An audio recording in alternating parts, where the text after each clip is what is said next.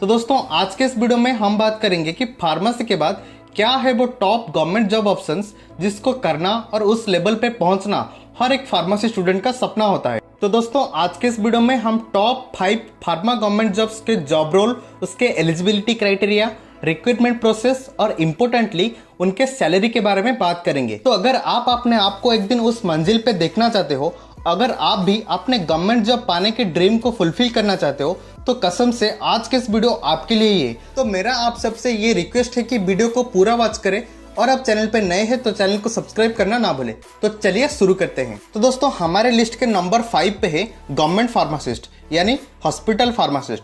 तो दोस्तों pharmacist job pharmacy profession की एक बहुत ही प्राइमरी जॉब स्कोप है। तो आप अनेक प्रकार के और अलग अलग सेक्टर में फार्मासिस्ट बन सकते हैं, जैसे कि army pharmacist, railway pharmacist, ESIC pharmacist, navy pharmacist, NHM pharmacist. दोस्तों एक एक करके हम हर एक फार्मासिस्ट के ऊपर डिटेल्ड वीडियो लाएंगे। तो आप कमेंट कर सकते हैं कि आप पहले किस फार्मासिस्ट के ऊपर वीडियो चाहते हैं। तब तक दोस्तों आप ये वीडियो देखना मत भूलना। तो दोस्तों फार्मासिस्ट के जॉब रोल के बारे में बताऊं तो हमारे जितने भी गवर्नमेंट के हॉस्पिटल्स हैं, चाहे वो सेंट्रल गवर्नमेंट हॉस्पिटल हो चाहे वो स्टेट गवर्नमेंट हॉस्पिटल हो, सब में फार्मासिस्ट वर्क करते हैं। पेशेंट को सही मेडिसिन डिस्पेंस करना, उनके हेल्थ कंडीशन के बारे में डॉक्टर को अपडेट देना तथा पेशेंट को प्रॉपर केयर प्रोवाइड करके उनको प्रॉपर मेडिकेशन प्रोवाइड करना एक फार्मासिस्ट के मेन जॉब रोल है। एलिजिबिलिटी के बारे में बताऊं तो दोस्तों फार्मासिस्ट बनने के लिए पहले आपको 12th क्लियर करना होगा, जिसमें आपका मेन सब्जेक्ट में PCM नहीं तो PCB होना जरूरी है।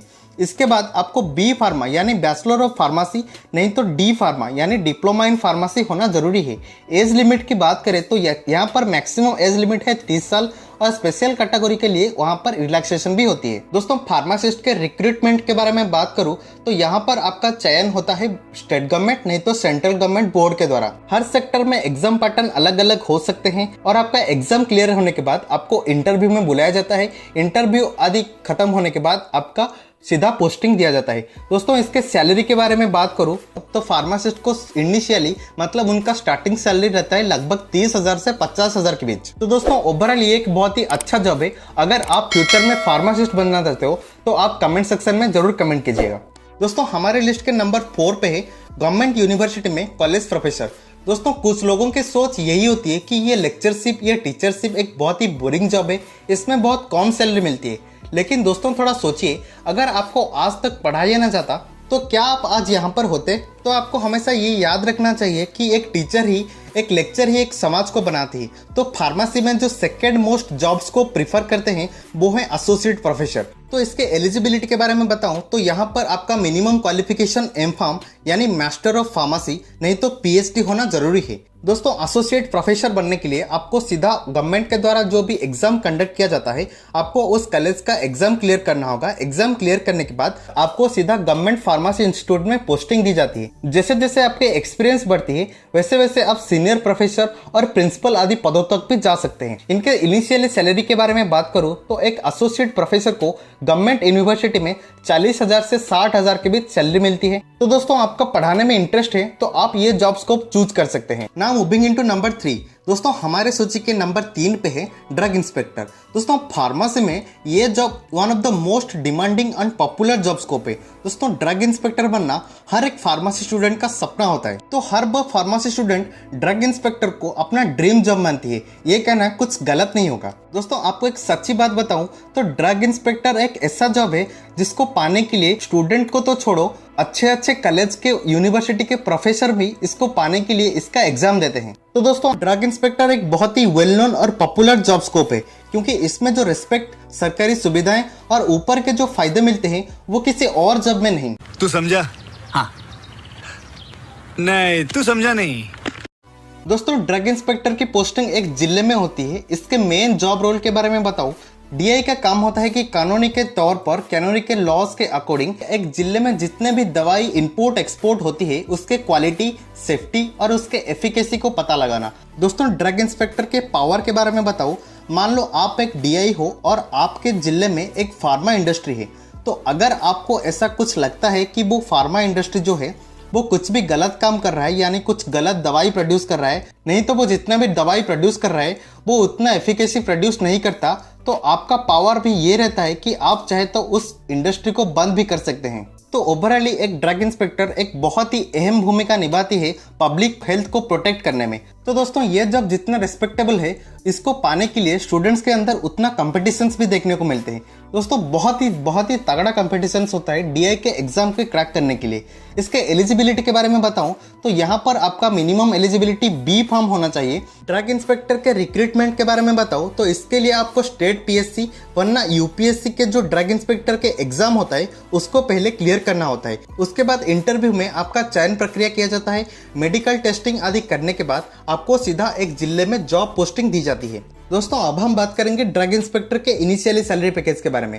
दोस्तों ड्रग इंस्पेक्टर की जो इनिशियली सैलरी पैकेज मिलती है वो है 60,000 से 80,000 के बीच। ये डिपेंड करता है कि आपका किस बोर्ड से चयन हुआ है, स्टेट पीएससी या फिर यूपीएससी।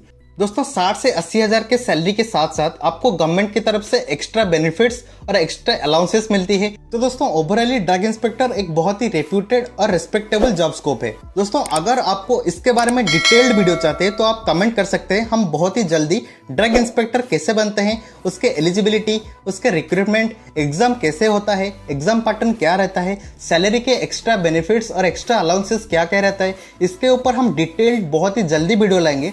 अगर आपको वीडियो बहुत जल्दी चाहिए तो आप कमेंट भी कर सकते हैं। Now moving into number 2। दोस्तों हमारे टॉप लिस्ट के नंबर 2 पे है फार्माकोविजिलेंस ऑफिसर। दोस्तों ये जॉब रोल भी डीआई की तरह काफी मिलता जुलता है, लेकिन कुछ स्पेसिफिकली बात करें तो फार्माकोविजिलेंस ऑफिसर का मेन फोकस यही रहता है कि कौन से दवाई का एडवर्स रिएक्शन यानी दुष्प्रभाव होता है, औषधि संबंधित गलतियां और दवाई के सेफ्टी पर ध्यान देना।